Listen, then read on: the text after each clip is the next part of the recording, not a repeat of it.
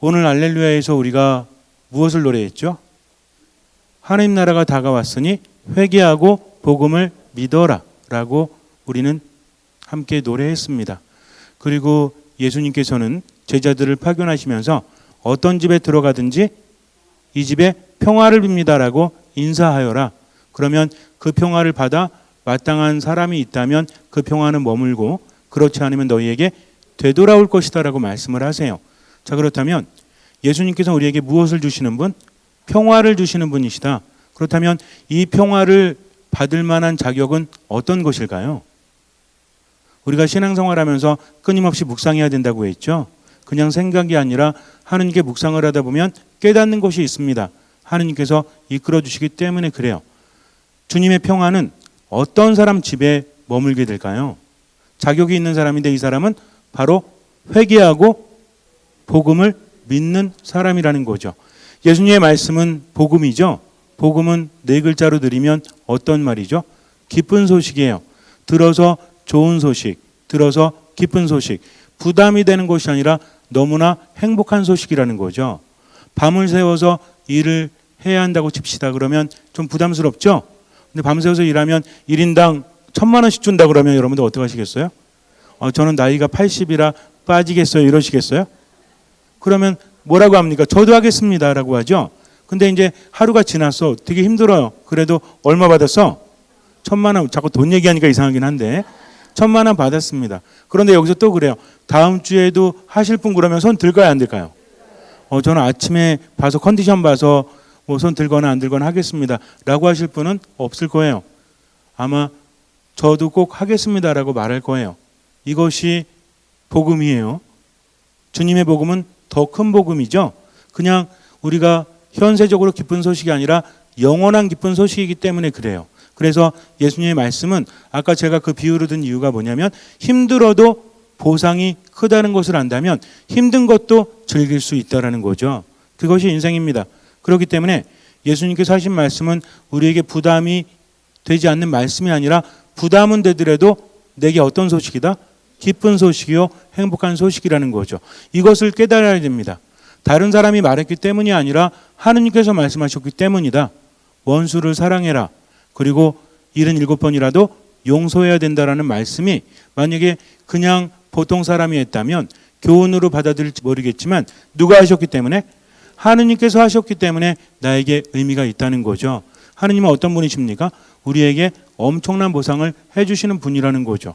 아니 신부님 믿음을 갖는데 보상을 바라는 거 아니지 않습니까? 그럼 여러분들 보상 안 바라세요? 아무런 보상도 없었으면 좋겠어요? 세상 살면서 힘들고 괴롭게 살았는데 끝에 보상도 없다? 좀 아니지 않습니까? 보상을 주시는데 누가 주신다?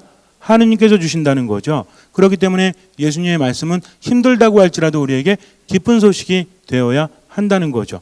이걸 알면 열심히 할 수 있지 않습니까?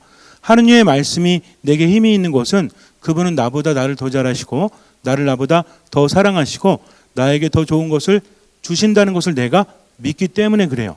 그래서 아는 것과 믿음 안에서 우리는 하느님 안에 머물 수 있다는 거죠. 복음을 믿는 사람은 뭘 누린다? 평화를 누린다는 것입니다. 우리에게 주어지는 기쁨과 평화는 함께 와요. 기쁜데 평화롭지 않아? 이제 그런 말이 있죠. 몸도 편하고 다 편한데 마음만 불편해. 그러면 돼요 안 돼요? 안 된다는 것입니다. 하느님께 주시는 평화는 몸만 편한 것이 아니라 정신만 편안한 것이 아니라 무엇도 편안하다? 마음과 영혼도 평화를 누린다는 거죠. 하느님을 믿는다고 해서 영적인 평화는 누리고 세상에 보이는 것들은 하나도 주어지지 않는다? 그렇지 않습니다. 먼저 하느님의 나라와 의를 구하면 나머지도 풍성히 채워주신다고 했어요. 그러니까 우리가 하느님께 모든 것을 맡기고 언제를 살아가면 돼? 지금을 살아가면 된다는 것입니다. 여러분들 지금을 살아간다는 거 묵상 많이 하셨어요? 제가 하루도 빠지지 않고 하는 말 중에 지금을 살라는 말이 있죠. 이걸 묵상하면 묵상할수록 우리 많이 깨닫게 돼요. 하느님께서는 지금을 살아가는 사람들이 하느님, 살아있는 이들의 살아계신 하느님이시기 때문에 그래요. 그러니까 우리는 과거가 아닌 미래가 아닌 언제를 살아간다? 근데 지금을 누구 안에 살아간다? 하느님 안에 살아간다는 거죠. 그냥 지금을 살아가는 것이 아니라 하느님 안에서 살아간다는 것입니다. 그분의 말씀이기 때문에 최대한 실천하면서 모든 것을 맡기고 살아가면 주님께서 완성시켜 주신다는 거죠. 용서도 마찬가지예요. 내가 용서하는 것은 그래야 되기 때문이라는 압박감이 아니라 이 압박감은 우리에게 스트레스를 더 주죠. 내가 천주교 신자인데 용서하라고 그래서 용서할 수밖에 없어. 원수까지도 사랑하라고 하시니까 라는 것들은 우리가 알고는 있지만 스트레스를 줍니까 안 줍니까? 준다는 거죠. 분명히 하느님의 말씀은 사랑하고 용서하라고 하는데 내 마음은 그렇지가 않아요. 그러니까 하느님의 말씀을 따르지도 못하고 내 마음속에 뭐만 쌓여? 화만 쌓이고 한만 쌓이고 그러니까 신앙생활이 편해요 안 편해요? 안 편하다는 거죠. 그것은 잘못된 것입니다. 하느님께 모든 것을 맡겼다면 끊임없이 묵상을 하고 깨닫게 된다는 거죠. 왜 용서를 해야 됩니까? 용서라는 것은 자유롭게 하다, 풀어주다라는 의미를 담고 있다고 했죠. 성경 안에서의 용서라는 것은 그 사람을 자유롭게 하다, 또 나를 자유롭게 하다, 풀어주다 이런 것을 담고 있다라고 했습니다. 요셉이 이집트로 팔려가 가지고 엄청난 고생을 했죠. 그런데 그의 마음속에 남아있는 상처는 무엇이었습니까? 조금 잘난 체를 했다고 할지라도 어떻게 형제들이 나를 죽이려고 하고 또 죽이진 않았지만 이집트에 팔아넘길 수 있었는가? 이런 것들이 상처가 될까요? 안 될까요? 어떤 자매님이 예전에 말씀을 하시는데 자기는 집에서 태어나서 어릴 때 고생을 너무나 많이 했대요. 그리고 남아 선호 사상이 있던 그런 시대라서 자기 동생들은 공부도 많이 시키고 남자라서 근데 여자라고 해서 학교도 잘 안 보냈대요. 근데 너무나 배우고 싶은 거야. 근데 아버지가 보통 뭐라 그래요? 여자가 배워서 뭐 하냐고. 우리나라 보통 어르신들을 보면 남자하고 여자랑 비교했을 때 학벌이 누가 높죠? 남자들이 높죠? 남자들이 똑똑해서? 여자들이 남자들보다 머리가 딸려서? 그게 아니라 옛날엔 돈도 별로 없으니까 누구를 먼저 가르치려고 했어요? 남자들을 먼저, 아들을 먼저 가르치려고 했죠. 딸들을 잘 가르치려고 하지 않았습니다. 그런데 이 자매님은 너무나 배우고 싶었어요. 근데 집에서는 자꾸만 빨리 학교 졸업하고 중학교 졸업하고 일해라. 그래서 어떻게 해라? 그 번 돈으로 동생들 뒷바라지 해라. 근데 이게 너무나 싫었대요. 그래서 집을 나오게 됩니다. 그리고 여기저기 돌아다니면서 아르바이트 비슷하게 아직은 어리기 때문에 그러다가 어떤 공장에 갔는데 그 공장의 주인이 아주 잘 봐가지고 밤에 학교를 다닐 수 있게 했대요. 그래서 열심히 공부했다고 합니다. 왜냐하면 너무나 마음에 쌓인 게 많아서 내가 보란 듯이 성공하고 만다. 그런데 자기한테 관심이 없었대요. 딸이 집을 나오면 신경을 써야 되죠. 근데 아버지도 어머니도 신경을 별로 안 썼대요. 간혹 가다가 동생들과 가는 것을 볼 때면 길에서 만나면 숨었다고 합니다. 엄마 아빠 앞에 나타나기가 너무 싫었대요. 그래서 밤에 공부하고 낮에 일하면서 그렇게 공부를 다 마쳤어요. 그리고 후원을 받아서 굉장히 잘 나가는 사업가가 되었습니다. 나중에 이제 가족들이 너무나 싫은 거예요. 너무나 사무칩니다. 한편으로는 또 어때요? 너무나 보고 싶기도 하죠. 가족이기 때문에. 이게 문제야 이게. 그냥 싫기만 하면 되는데 어떤 마음까지 들어? 보고 싶은 마음까지 든다는 거죠. 하지만 보고 싶은 마음보다 미운 마음이 더 컸어요. 나한테 투자를 했더라면 또 나를 좀 더 인정해 줬더라면 이런 생각이 너무나 괴롭힙니다. 아버지도 어머니도 꼴 보기가 싫었어요. 그러던 어느 날 세월이 많이 흘러서 이제 아버지 어머니도 나이가 너무 많이 들어서 더 이상 찾아가지 않으면 뵐 수 없다는 생각이 들어요. 그래서 집 앞에 가서 기다리고 있는데 들어갈 용기가 나지 않습니다. 그러다가 불현듯 이런 생각이 들었대요. 만약에 우리 아버지가 나를 공부시켰다면 내가 어디까지 할 수 있었을까? 생각을 해보니까 보통 한 여상 정도 고등학교 졸업하고 나서 일을 또 했어야 됐대요. 그러니까 중학교 졸업보다는 조금 낮긴 하지만 집에서는 나를 뒷받침해 줄 여력이 없다는 거죠. 이렇게 생각을 합니다.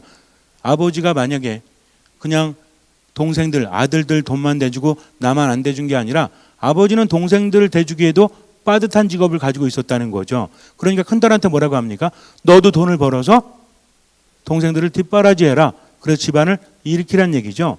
가만히 생각해 보니까 이게 옳거나 그르거나 이것이 문제가 아니라 내가 집안에 있었다면 이만큼 공부하지 못했었다는 결론을 얻었대요.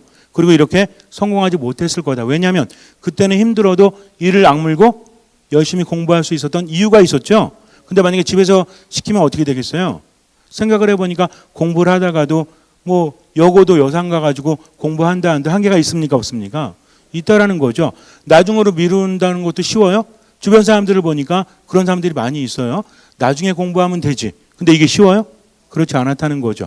그러니까 지금 자체를 보니까 어찌됐든지 간에 자기가 집을 나와서 일을 하면서 공부했던 그 과정들이 자기에게는 득이 되었습니까? 실이 되었습니까?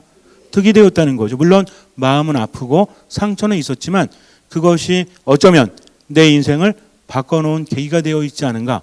그리고 또 한번 생각해 보니까 지금 내가 그런 미움을 가지고 용서하지 못한다면 내가 부모님을 찾아뵙지 못하고 나중에 시간이 지나면 어떤 한이 돼? 천추의 한이 되겠죠. 왜? 아버지 어머니를 뵙지 못했다는 것이.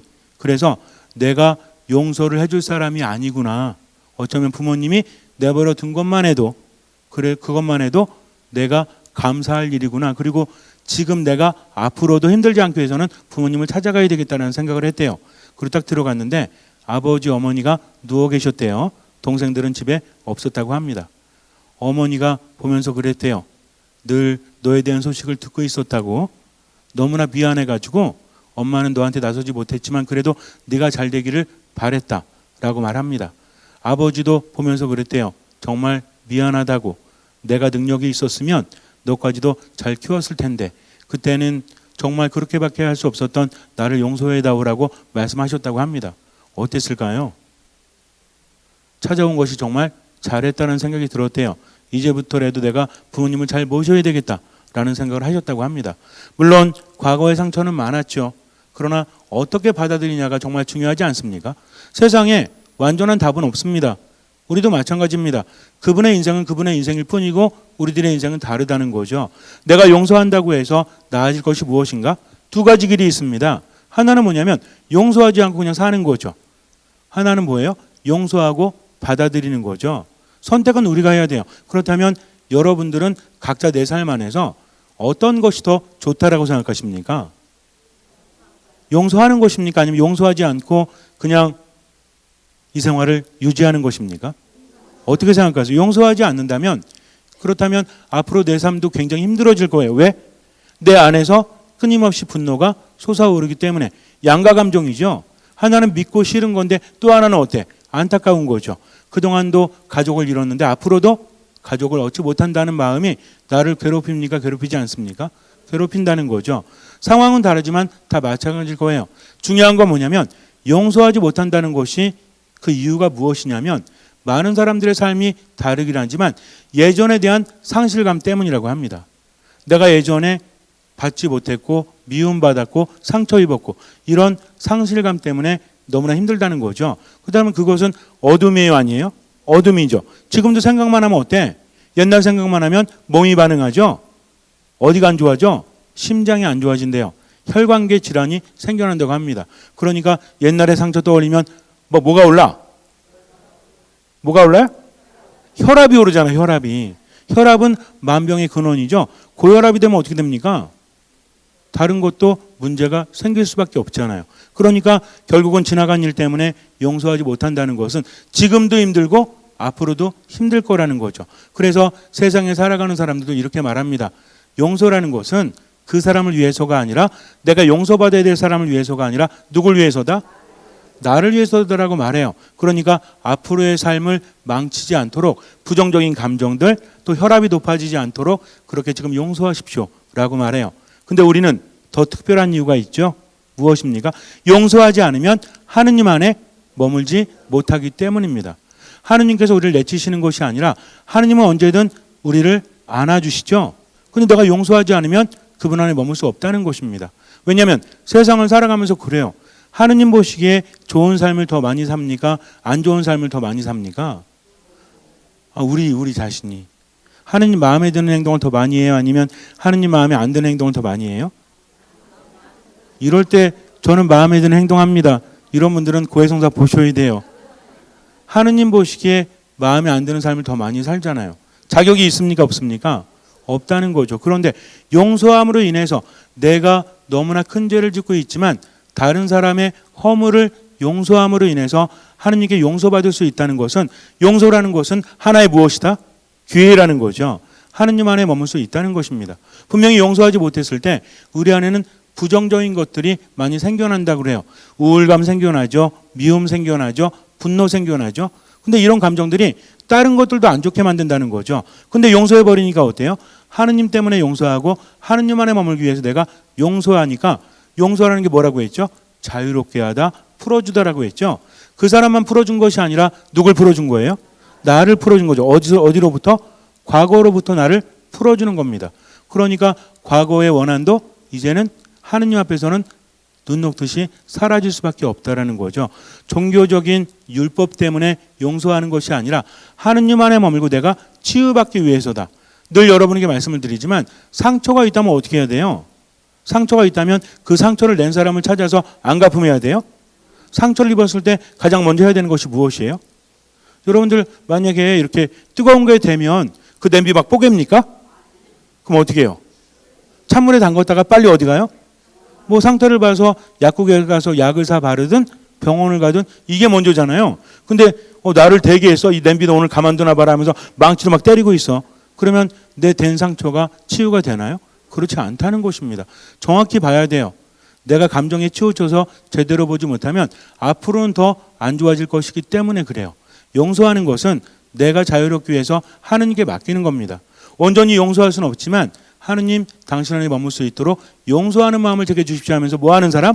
기도하는 사람이라는 거죠. 그러면 세상의 사람들도 자기의 정신적 건강을 위해서 용서를 한다면 우리는 영혼의 평화를 위해서 하느님 안에 머물기 위해서, 그러니까 어떻게 합니까? 이렇게 세상을 잘못 사는 내가 다른 사람을 용서함으로 인해서 하느님께 용서받고 하느님 안에 머물 수 있으니 이 또한 하느님 감사합니다 하면서 긍정적인 생각을 하게 되죠. 그 다음에 삶이 어떻게 될까요? 하느님의 평화가 우리 안에 가득하게 되니까 즐겁고 행복합니다. 왜? 하느님 안에 머물기 때문이죠. 요셉은 엄청난 고생을 했어요. 그러면서 어떻게 합니까? 성장하죠. 처음에는 가족들에 대한 실망감도 있었겠죠. 미움함도 있었겠죠. 이집트 와서 좋은 일만 있었습니까? 감옥에 갇히기도 하고 정말 어려운 일이 많았죠. 그러나 그 와중에 어떻게 합니까? 하느님 안에 머물려고 노력했다는 거죠. 그러면서 삶에 대해서 깨닫게 돼요. 그러다가 이제 이집트의 실권자가 되었을 때 전 세계에 기근이 들어서 이스라엘에서도 곡식을 사러 오죠. 그 틈에 형들이 있어요. 형들을 시험해 보지 않습니까? 그러면 요셉은 이것들 내가 가만두나 봐라. 옛날에 나를 죽이려고 했어.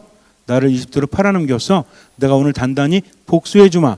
이런 마음을 가지고 있었을까요? 그렇지 않았다는 거죠. 너무나 그리웠어요.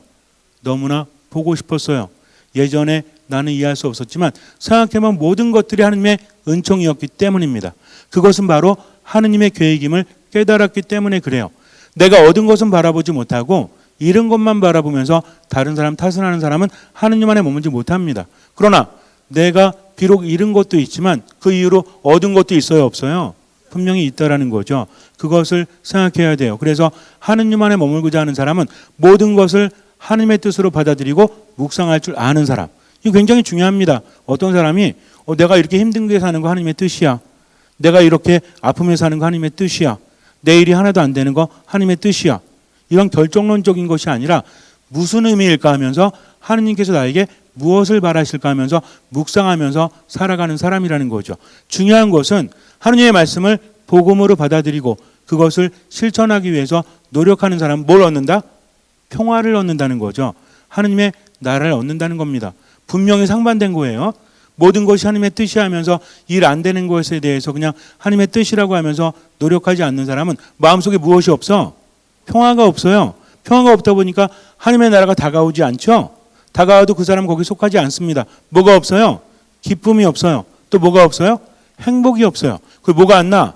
힘이 안 나. 생기가 넘치질 않아. 그러니까 어때? 맨날 짜증내고 부정적인 생각하고 계속 과거에 집착되어 있고 거기서 벗어나지 못하고 지금도 앞으로도 힘들게 산다는 거죠. 그러나 하느님 안에 머무는 사람은 트라우마가 될 정도로 힘든 상처라고 할지라도 하느님께 맡기고 언제만 살아가? 지금만 살아가는 거죠. 내일 또 사무치는 내 상처가 고개를 쳐들지 모르겠지만 지금만큼은 하느님께 맡긴다 하면서 최선을 다하면 내 삶은 점점 더 나아지죠. 무엇이 있어요? 평화가 있죠. 무엇이 있어요? 기쁨이 있죠. 무엇이 있어요? 행복이 있죠. 생기가 넘쳐 흐른다는 것입니다. 요셉은 뭐라고 합니까? 목 놓아 울면서 다 내보내고 형들 앞에서 목 놓아 울면서 뭐라고 하죠? 한번 찾아보세요. 독서에서. 요셉의 말이 기가 막힙니다. 우리가 이거는 한 번 좀 읽어봤으면 좋겠어요. 자, 맨 끝부분에 자, 형들에게 뭐라고 하죠? 자, 시작. 아니, 나에게 가까워 이런 거 말고 그때 형들한테 하는 말들 있잖아요. 그렇죠? 자, 한번 읽어볼게요. 자, 이제는 저를 이곳으로 시작. 이제는 저를 이곳으로 팔아넘겼다고 해서 괴로워하지도 자신에게 화를 내지도 마십시오. 우리 목숨을 살리시려고 하느님께서는 나를 여러분보다 앞서 보내신 것입니다. 그러니까는 괴로워하지도 자기 자신에게 화내지도 말라는 거죠. 어떻습니까? 원 안에 사무쳐서 있던 사람이에요? 아니면 하느님 안에서 감사하기 때문에 사람을 살릴 줄 아는 사람이에요? 사람을 살릴 줄 안다는 거죠. 때로는 억울하고 힘들어도요. 누가 보고 계십니까? 하느님께서 보고 계시기 때문입니다. 잠시 눈을 감으세요. 참된 신앙인은 복음을 받아들이는 거죠. 힘든 말씀이라고 할지라도 그 말씀이 우리에게 생명을 주고 하느님 안에 머물게 하기 때문에 그 말씀을 따르는 것입니다. 세상 사람들조차도요. 자기 자신을 위해서 용서합니다. 우리는 하느님의 말씀이기 때문에 그래요. 안 좋은 것들이 내 안에 들어와도 하느님께서 함께 하시기 때문에 좋은 열매로 될 수 있는 것입니다. 요셉은 말하죠. 자신에게 화내지도 말고 괴로워하지도 말라고 합니다. 형들을 생각하는 거죠. 왜냐하면 형들도 그것을 후회하고 있고 아파하기 때문입니다. 우리도 마찬가지예요. 말 한마디가 사람을 살립니다. 그 사람을 이해하고 그 사람을 배려해 주는 것은 내가 하느님께 많은 것을 받았기 때문에 그래요. 예수님 뭐라고 하십니까? 거저 받았으니 거저 주어라라고 말씀하세요. 우리는 세상을 살아가면서 잃은 것만 생각합니다. 그러니까 상처가 많죠. 얻은 것이 얼마나 많아요. 하느님께 거저 받은 것이 얼마나 많습니까? 숨 쉬는 것도 움직이는 것도 말하는 것도 먹는 것도 살아가는 모든 것들이 하느님께 주신 것이 아니겠습니까? 그러니까 혹시라도 과거에 상처가 있거나 힘듦이 있다고 할지라도 모두 하느님께 맡기고 지금을 살아가세요. 용서할 수 있도록 노력하십시오. 용서가 되지 않으면 용서할 때까지 기도하세요. 그러면서 나를 자유롭게 하고 그 사람을 자유롭게 하십시오. 주님께 신뢰를 두고 그저 지금을 주님 안에 살아가십시오. 듣는 마음으로 미사, 말씀, 기도 안에 머무십시오. 그리고 최선을 다하십시오. 할 수 있는 만큼 베풀면서 살아가십시오. 주님께서는 그 믿음을 보시고 우리 삶에 놀라운 기적을 일으켜 주실 것입니다.